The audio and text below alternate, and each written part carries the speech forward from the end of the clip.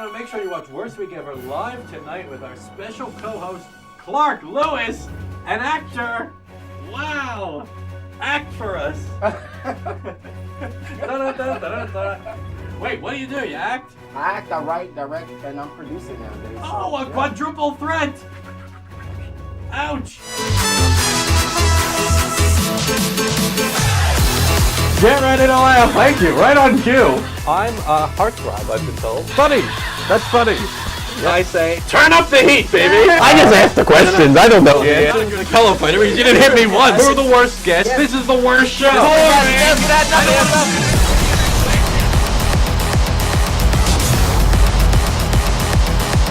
We're each going to stand up into the hot, super, what is this, sizzling, sexy chamber, controversy chamber in a minute. I think hot takes is up next. Is that right? Yeah, so we've got a hot take. So Clark, you're going to go first. Okay. With a sizzling hot take. So stand up into the chamber. No, bring your mic carefully. And we're going to have you... You're good. All right. Okay. Oh, and... Okay. Yep, that's good. Okay. Right. Go. Perfect. Okay, go for it. All right, so my hot take is this whole Donald Trump transgender thing. I'm so annoyed with this man right now because of the fact that I'm not in the military. I would never join the military. I would never put myself in a position where I can be killed for someone else. I know that's kind of selfish, but I would never do that. So I'm just a little annoyed that he will stop someone who's willing to put their life on the line for me and the rest of America and just shit all over him. So I'm not understanding it. I know it's fresh and I know it's new, but I need to know more about, well, I know they're saying because of healthcare, because it's going to cost money, because when they're ready to chop the thing off or whatever they're going to do, you know. But I'm just really pissed off about it. Let these people go. Let them go to the military, the Navy, the Army. Let them risk their life. They're already risking it every day. Transgender people walking around risking their life. It's a risk being transgender.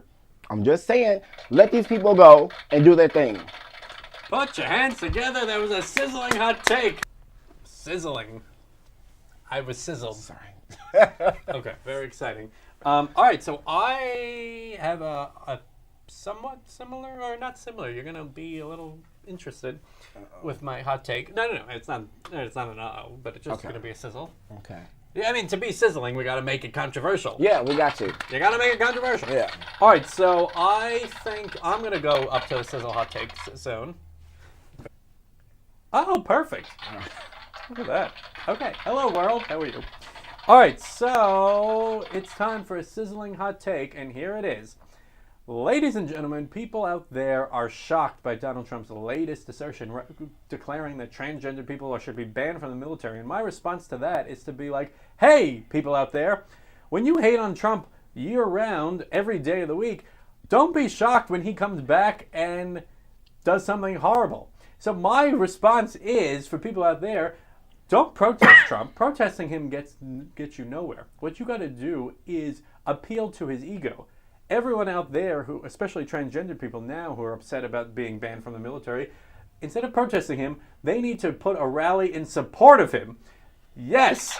So this is the controversial hot take, that if you appeal to Trump's ego, you can actually get results. You can win him over. Because all he wants to do is be liked. I know Trump very well. Don't ask how. I just know him. So all these transgender people better stop protesting, and Caitlyn Jenner better put up a big concert in support of Trump and win him over. And then I guarantee you, if you show him love, he will show love back.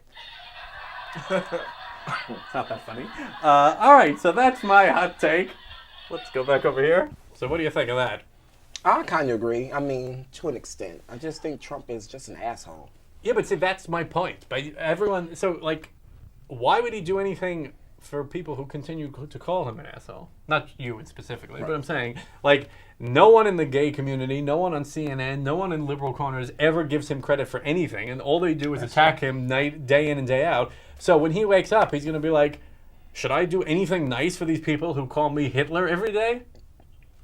Well, he might want to. Maybe some people start liking his ass. Yeah, but then if he does anything nice, I guarantee you they won't. So now, in a way, it could be a reverse psychology thing. He might, if he was smart, he would announce horrible things, and then a few days later be like, you know what? I'm not doing that horrible thing. Right. And then, let me ask you. If he went back on this transgendered position, and again, just in case we skipped over it, he announced on Twitter that he's banning transgendered people from the military. That's the background here. Right. So if he, on 2 days from now, said, I'm going back on that. Transgender people, come on into the military. What would be your reaction? I wouldn't think it was his idea. I would think he was coached into doing it. See, he gets no credit for I'm anything. just saying. So then he's not going to do it. Forget it. You had a chance. You had a chance to change Trump's opinion, and because you were just honest. He would have been coached. Well, then why? And no one would have believed that it was coming from him. Then I'm telling you, this is why he'll never do anything. Yeah. Because nobody gives him credit. I'm saying, what if he did the right thing? And the right thing is, of course, to let anyone serve at any point. Well, he already did the wrong thing. You can't do the wrong thing. Well, you can, but you could. You can, but There's redemption. there's redemption, but not for him. Not for Trump. Well, then we're in a cycle of viciousness. Yeah. We're in a sad cycle of viciousness. All right, maybe we're going to debate this in the Pillow Fight Arena, whether Trump can be saved, redeemed. Oh, that's a I good think he one. could. You think he can. All right, let's go to our next segment here, which might be Dr. Oh, yes. All right, so Dr. G was supposed to have a song here, but there's no Dr. G. So we're going to welcome on Aumahn for an Aumahn mystery. Come on out, Aumahn. Okay, there she is. Aumann's mystery. Oh, yes, Aumann's mystery. Okay, so Clark, Aumahn has the answers to life's greatest mysteries. Okay? Okay. So we each will ask her a question, and she's like an oracle, and she'll answer it for us. Okay. Ready? Yes. Okay. Do you have a question for her? You go first. Okay. I have a question. All right, what's your question? Aumahn, what is the meaning of life? What is the meaning of life? Yes. The meaning of life is to be. Just be. Just be. Just Okay. Very deep. Not exactly what I was hoping for, but all right, Clark, give us your question for Aumahn. Aumahn, is there life after death? Ooh, good question. Is there life after death? You're gonna have to wait to find out. So I die. All right. There you go, Aumann's mystery, everyone. Thank you very much, Aumahn. Some things are not going to be answered today. All They right. say we turn into animals after we die, so, I mean... You know what? That's possible. Well, I think some people turn into bad animals if they lived a horrible life. So you Like probably- chickens. Like you think Trump would turn... What animal would Trump turn into in his next life? A chicken. A chicken. Okay. Chickens get no love. No love. Yeah. And I'm going to turn into a lovely puppy dog. And I want to be a beautiful elephant. A beautiful elephant. Good. All right, it is time now for a worst ever 1 minute movie review. So I'm going to the chamber here. I'm going to give a review, and then you're going to be able to counter it. You ready? Okay. I'm here to review the movie Dunkirk. It shouldn't be called Dunkirk. It should be called Dumb Crap! Yes! Dumb crap! This movie is horrible! It's unwatchable. There's no character that you care about, whether they live or die. It makes you experience the horrors of war, so yes, you do, because I felt tortured the entire time I was sitting there. I wanted to escape this nightmare. It was painful to watch. The only redeeming thing about it was Hans Zimmer's score. I wanted every character to die because they had nothing to live for. We had no connection to any of them whatsoever, and I have no clue why every critic in America is raving that this is Christopher Nolan's best movie. It is one of his worst! I would say Hitler's spinning in his grave saying, if I knew my actions would have caused this horrible of a movie, I would have never started the war to begin with. Alright, I shouldn't have started that joke to begin with. Alright. Well, tell us how you really feel. I guess I might have. Alright, what are your thoughts? You saw a extended trailer for Dunkirk. You think it looks like it might be worth watching?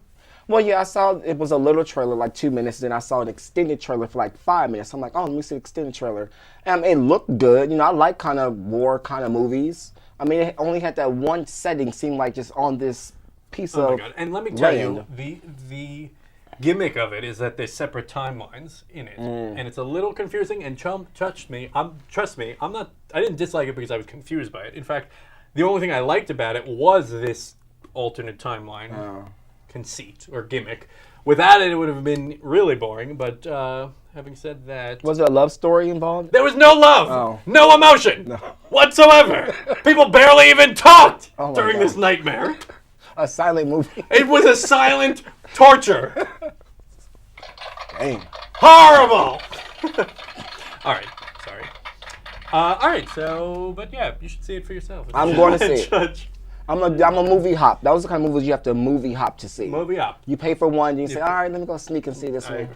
All right, so, well, thank you for sitting through that. We have a time for a pillow fight, actually, now. So we're going to go to the pillow fight. One more. Okay, or no. There we go. Way to go. Pillow fight. There we go. Perfect. Okay, so what we do here is, our big question this week is, can Donald Trump be redeemed? Okay. Okay. So we each make an argument, and then you politely hit the other person with the pillow as you make the argument. I need to put some rocks in my pillow. Okay. It's too soft. Well, that's why we enjoy hitting each other, because it is soft. Okay, so I will start us off. You ready? I'm ready. Okay.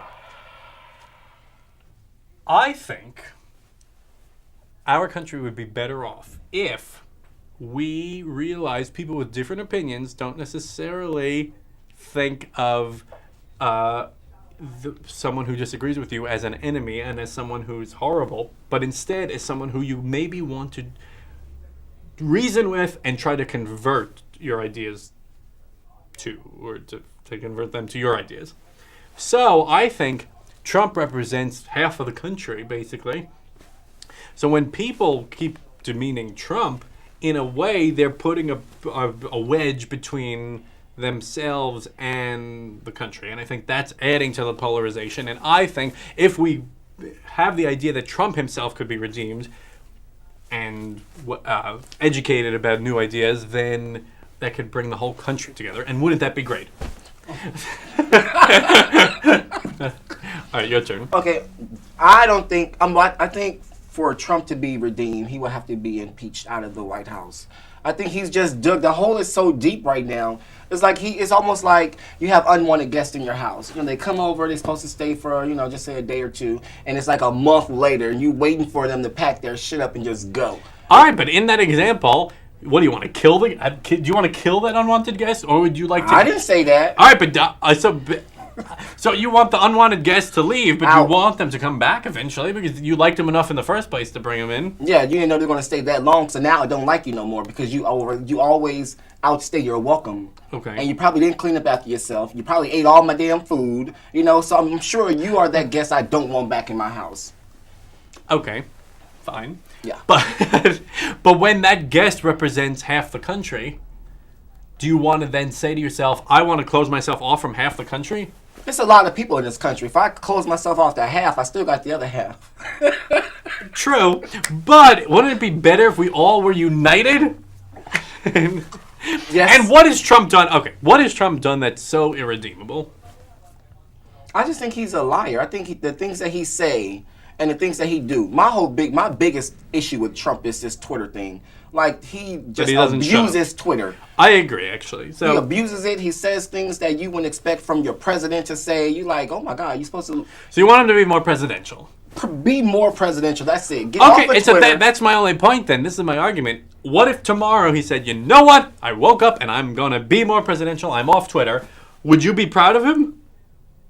I will need to see some more steps. All right, but you can't just say I'm going to be off Twitter and your hands are clean. No, you're going to say I'm going to be off Twitter, and then we're going to see, weeks and weeks what happens after that. But you'd be open to him. But you're saying that would be the opening to a redemption story for Trump.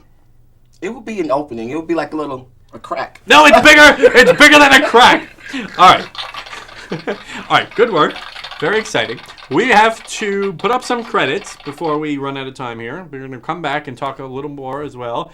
Let's throw up some credits, and we'll put out our thanks to Director Aumahn, Johnny, Gordon didn't show up, but then also Yvette in the control room, and then our guest co-host Clark, and me, Matt.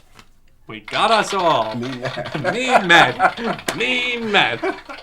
All right. Also, Clark, where can we find you in the social media world out there? I'm on Facebook. Oh, as what? As Clark Lewis. Clark Lewis. That's Simple your as name. that. It is. Instagram, he's always acting. Oh, are you always acting? I'm always acting. Were you acting right now? I was acting right now. As what? What was As your Clark. character? Oh, as Clark. Oh, that worked out well for the first time. That sounded it. Yeah. Okay. Good. Very I'm exciting. not really busy on Twitter like Trump, so I really barely ever use my Twitter account. I know that's. I know. I don't have time for Twitter. I don't know how Trump has time for Twitter. I don't either. Shit, like. And I'm not as important, obviously, as Trump, but I don't have time. All right. Okay. So, also, what's your next big exciting project? My next project, which I was telling you about, is the stage play. Stage play. Right. But before that, I'm doing a short film. Ooh, how short? 20 minutes. 20 minutes. 20-minute film. Yeah. Okay. And we're entering into the Las Vegas Black Film Festival. That's going to be the first festival we're going to put it into. Wow. I didn't know they had a Las Vegas Black Film Festival. This is going to be the 5th year. The Las Vegas Black Film Festival? Black Film Festival. That's pretty dope. That's my hometown, so... I didn't know what that was. No, that's exciting. Good. Very exciting. Yeah, so I'm taking it back to my hometown. That's the first one I'm going to do. Okay. Yeah. Good. Look at you. Very exciting. Very fun. Also, we are going to put all this full episode on weeklyshowtv.com. You can also catch up with our past guests and also stay tuned for what Clark has coming up in the future. We'll be following you and doing more exciting things. And so this is our final 2 minutes here. What didn't we cover? I think we covered pretty much everything. We covered it all. So you're open to Trump's redemption. I'm open to his redemption. Very I'm exciting. open to it. You've learned that Dunkirk is one of the worst movies ever put to film, and you won't sit through it. I learned that's how you feel. You learned that's how I feel. Yes.